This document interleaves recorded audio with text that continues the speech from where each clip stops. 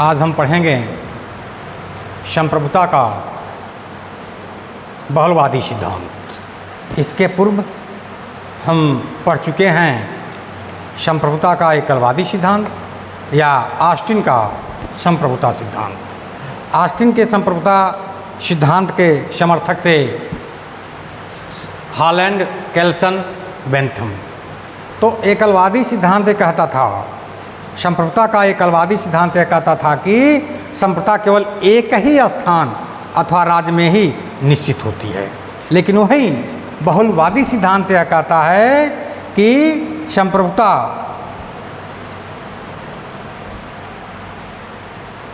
सभी व्यक्ति और समुदाय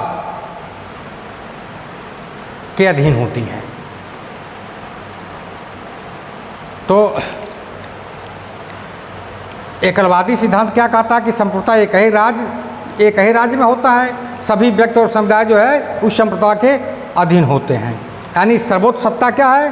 राज्य की सत्ता होती है। तो संप्रभुता की इसी एकलवादी धारणा के विरुद्ध एक विचारधारा उत्पन्न होता है जिसका नाम है बहुलवाद या बहु समुदायवाद कहते हैं। संप्रभुता की बहुलवादी विचारधारा को बहु समुदायवाद भी कहते हैं। तो बहुलवाद को संप्रभुता की एकलवादी धारणा के विरुद्ध, बहुलवाद जो है संप्रभुता की एकलवादी धारणा के विरुद्ध एक ऐसी प्रतिक्रिया कहा जा सकता है जो यद्यपि राज्य के अस्तित्व को बनाए रखना चाहती है किंतु राज्य के संप्रभुता का अंत करना श्रेयस्कर मानती है। बहुलवादी विचारधारा के अनुसार राज सत्ता संप्रभु और निरंकुश नहीं है। संप्रभुता के बहुलवादी विचारधारा के अनुसार जो है राज सत्ता जो है निरंकुश नहीं है। ठीक है, समाज में विद्यमान अन्य अनेक समुदाय का अस्तित्व राज सत्ता को सीमित कर देता है। जो राज्य में अनेक जो समुदाय हैं वो क्या करते हैं? राज सत्ता को सीमित कर देता है। व्यक्ति अपनी आवश्यकताओं की पूर्ति के लिए केवल राज्य की ही सदस्यता स्वीकार नहीं करता, बल्कि राज्य के साथ साथ दूसरे अन्य समुदायों और संघों की सदस्यता को भी स्वीकार करता है। ऐसी स्थिति में एकमात्र राज्य को संपूर्ण सत्ता प्रदान नहीं की जा सकती। एक विद्वान हैं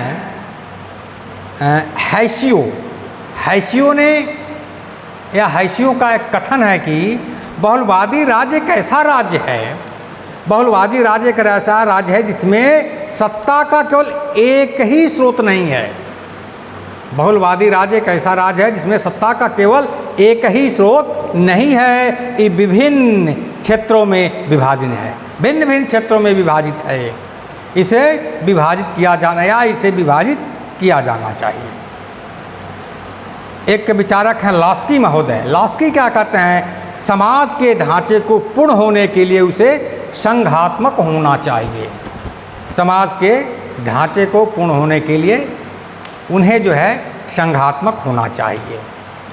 तो अब बहुलवाद का विकास कब होता है? 17वीं, 18वीं और 19वीं सदी में विश्व के अधिकांश राज्यों द्वारा प्रभुसत्ता के अनियंत्रित रूप को स्वीकार कर लिया गया था। और बहुलवादी विचारधारा के विकास में क्या क्या सहायक तत्व होते हैं उनको देखिए। पहला है आदर्शवादियों के सर्वाधिकारवादी राज्य के विरुद्ध प्रतिक्रिया। जो आदर्शवादियों के सर्वाधिकारवादी राज्य के विरुद्ध प्रतिक्रिया। दूसरा, राज्य की अक्षमता के कारण अन्य समुदायों का बढ़ता मत। राज्य के अक्षमता के कारण अन्य समुदायों का बढ़ता मत। तीसरा है लोकतांत्रिक व्यवस्था में व्यावसायिक समूहों के प्रतिनिधित्व की मांग। लोकतांत्रिक व्यवस्था में व्यावसायिक प्रतिनिधित्व की मांग। और चौथा है अंतर्राष्ट्रीय कानून का विकास, जिनमें राज्यों की निरंकुशता को सीमित किया है। और पांचवा है विधि शास्त्र में इस धारणा का विकास की राज्य ही कानून का एकमात्र स्रोत नहीं है, वरना कानून के अन्य स्रोत भी हैं। तो तो बहुलवादी विचारकों में कौन कौन से लेखक आ जाते हैं, कौन कौन से विद्वान एकलवाद का खंडन करते हैं और बहुलवाद को मानते हैं। इनमें से हैं बहुलवाद विचार के समर्थक विद्वानों में गियर, Maitland, Higgins, Duguit, Krabbe, Paul Barker, A D Lindsay, Durkheim, मिल्फ Hallett, Ernest Barker, GDH Cole, Harold Laski, ये सभी विद्वान जो हैं संप्रभुता के बहुलवाद को मानते हैं। अब राज्य की प्रभुसत्ता पर बहुलवाद का आक्षेप क्या है, इसको देखिए। पहला, समाज में राज्य के अतिरिक्त अन्य समुदायों का भी महत्वपूर्ण स्थान है। पहला क्या है, बहुलवादी प्रभुसत्ता पर बहुलवादी आक्षेप क्या है, राज्य पर या समाज में राज्य के अतिरिक्त अन्य समुदायों का भी महत्वपूर्ण स्थान है। इस संबंध में लास्की महोदय कहते हैं क्या, आवश्यकताओं की दृष्टि से पूर्ण होने के लिए सामाजिक संगठन के ढांचे का स्वरूप संघीय होना चाहिए। ऐतिहासिक दृष्टिकोण के आधार क्या है, ऐतिहासिक दृष्टिकोण के आधार ऑस्टिन के पूर्ण प्रभुत्व संपन्न राज्य की सत्ता कभी नहीं रही है। बहुलवादी ये कहते हैं ऑस्टिन का पूर्ण प्रभुत्व संपन्न राज्य की सत्ता कभी नहीं रही है। प्राचीन काल में भारत तथा यूनान में इस प्रकार का कोई राज्य नहीं रहा है। अरस्तु महोदय, अरस्तु यदि राज्य को सब सामाजिक संगठनों में सर्वोच्च मानता था, यद्यपि उसे कानून से उच्च नहीं समझा जाता था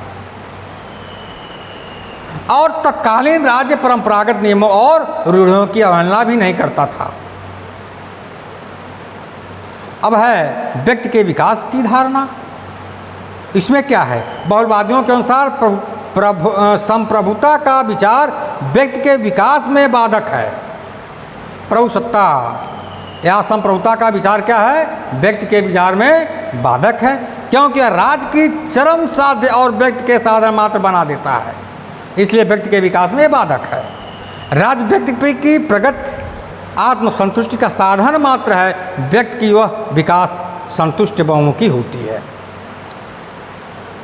लास्की महोदय कहते हैं इस संबंध में, मैं केवल उसी राज्य के प्रति राजभक्ति और निष्ठा रखता हूँ, उसी के आदेशों का पालन करता हूँ जिस राज्य में मेरा नैतिक विकास पर्याप्त रूप से होता है।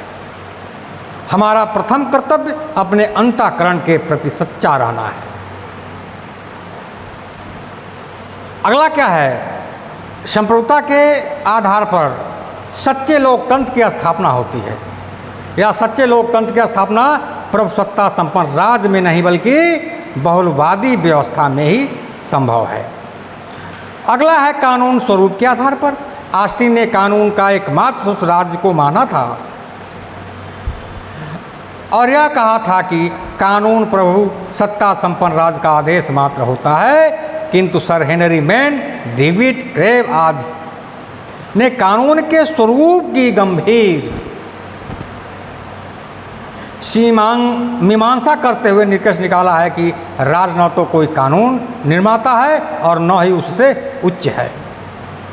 अंतर्राष्ट्रीयता के आधार पर क्या है, अंतर्राष्ट्रीयता के आधार पर संप्रभुता के सिद्धांत की आलोचना दो प्रकार से की जा सकती है। कुछ लेखकों का विचार है कि अंतर्राष्ट्रीय कानून के विकास के परिणाम स्वरूप बाहरी मामलों में राज्य संप्रभुता नष्ट हो गई है।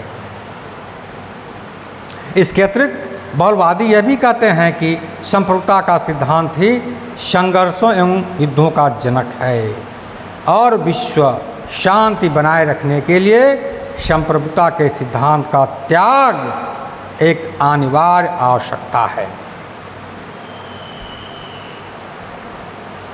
लास्की संप्रभुता की धारणा को अंतर्राष्ट्रीय शांति के लिए अधिक भयावह मानता है। लास्की के शब्दों में लास्की क्या कहते हैं, इसको देखिए। असीमित एवं अनुत्तरदायी संप्रभुता का सिद्धांत मानवता के हितों से मेल नहीं खाता और जिस प्रकार राजाओं के दैवीय अधिकार समाप्त हैं, अनुत्तरदायी शासन या अनुत्तरदायी संप्रभुता का सिद्धांत मानवता के हितों से मेल नहीं खाता, और जिस प्रकार राजाओं के दैवीय अधिकार समाप्त हो गए, वैसे ही राज्य की संप्रभुता भी समाप्त हो जाएगी यदि संप्रभुता का सारा विचार ही सदैव के लिए समाप्त कर दिया जाए। तो राजनीति विज्ञान के प्रति यह एक बहुत बड़ी सेवा होगी। तो आज संप्रभुता की बहुलवादी विचारधारा भी समाप्त हो गया। इस तरह से हम अब आगे कानून के बारे में बताएंगे।